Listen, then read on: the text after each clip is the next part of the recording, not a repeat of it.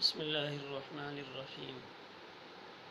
قربانی کے معاملے میں اگر ہمارا مال زیادہ خرچ ہوتا ہے تو اس میں ہمیں خوشی کا اظہار کرنا چاہیے اور اس پہ پریشان نہیں رہنا چاہیے۔ جناب رسول اللہ صلی اللہ علیہ وسلم نے جب آخری حج ادا فرمایا ہے اور خطبہ حجۃ الوداع ارشاد فرمایا، اس موقع پر آپ نے 100 اونٹ نہر فرمائے۔ اگر ایک اونٹ کی قیمت 2 لاکھ روپیہ بھی لگائی جائے تو 100 اونٹ تقریباً 2 کروڑ روپے کے بنتے ہیں۔ حضور صلی اللہ علیہ وسلم نے اللہ کے راستے میں بذات خود 100 اونٹ نہر فرمائے، یعنی قربانی میں اتنی زیادہ مہنگی قربانیاں آپ نے اللہ کے راستے میں صرف فرمائیں۔ تو اگر کوئی صاحب حیثیت زیادہ قیمت والے جانور خرچ کرتے ہیں اور قربان کرتے ہیں تو یہ باعث سعادت ہے، اور یہ تلاش کرنا کہ کمزور اور کم قیمت جانور وسعت کے باوجود ہم تلاش کرتے رہیں تو یہ نامناسب طرز عمل ہے۔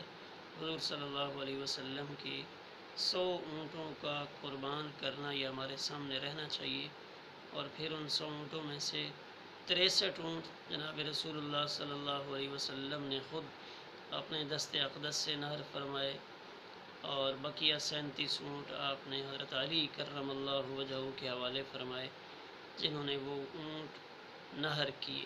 اونٹ میں نہر کرنا وہ افضل اور اصل حکم ہے، اور چھوٹے جانوروں میں ذبح کرنا وہ اصل حکم ہے۔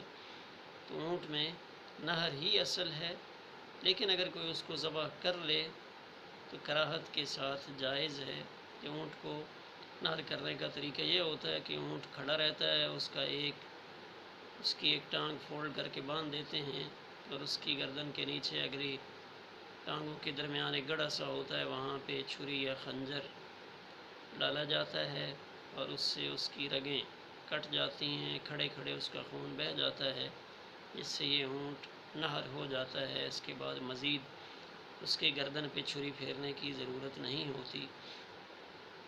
تو بہرحال قربانی میں اگر موقع ملے اور اللہ کی طرف سے وسعت ہو اور ہم زیادہ قیمت قربانی کے جانوروں پہ خرچ کریں تو امید ہے اللہ کی طرف سے ہم بہت زیادہ اجر و ثواب پائیں گے۔ السلام علیکم ورحمۃ اللہ۔